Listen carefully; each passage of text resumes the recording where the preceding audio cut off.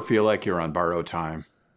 For 37 years, I had a dental post and crown that replaced a missing top front tooth. When the crown started moving, I knew I was on borrowed time. I hoped it could be fixed quickly and inexpensively. Unfortunately, that wasn't the case. It took 478 days to replace my soon-to-be missing crown, and it wasn't cheap. Now I'd like to highlight some significant days in the process. On day 1, my crown came loose while I was eating. I met with a dentist on day 3. She told me that the post had broken. She suggested that I get either a dental bridge or implant.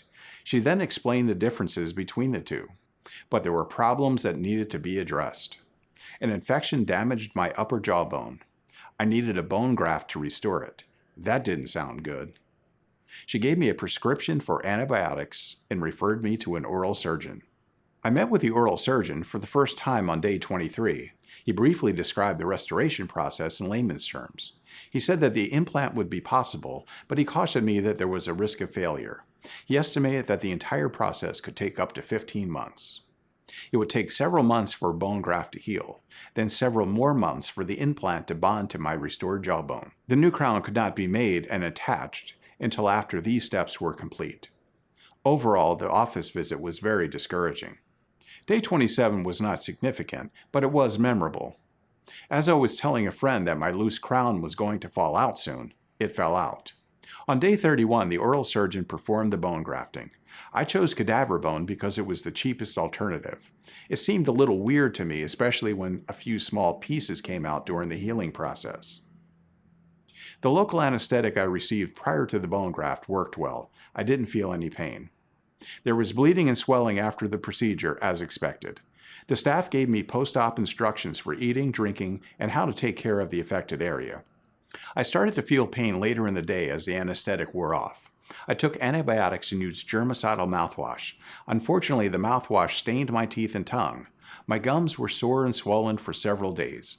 Over-the-counter pain medicine and ice alleviated these common problems. On day 46, the dentist made an impression on my teeth so they could make an appliance called a flipper. It would replace my missing tooth on a temporary basis.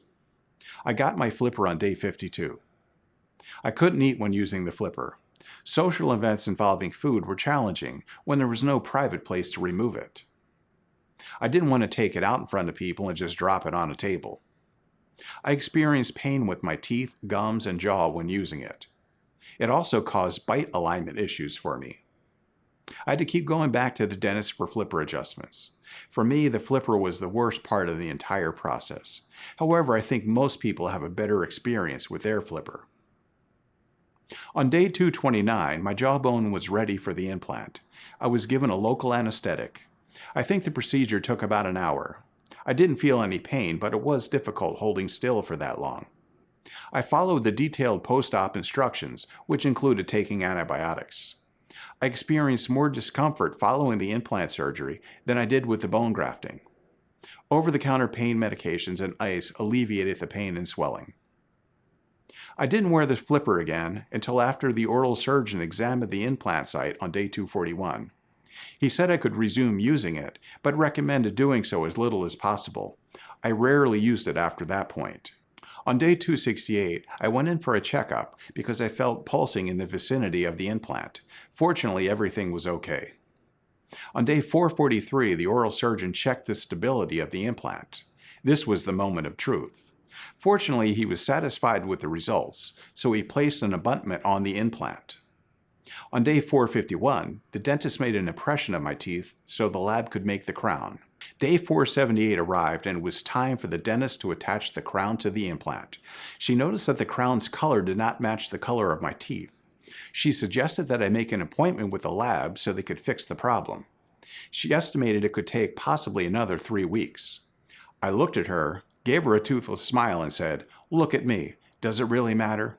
She attached the crown to the implant at my request, completing the dental implant restoration. Here are a couple things I learned along the way. I should have skipped social events that were too close to procedures.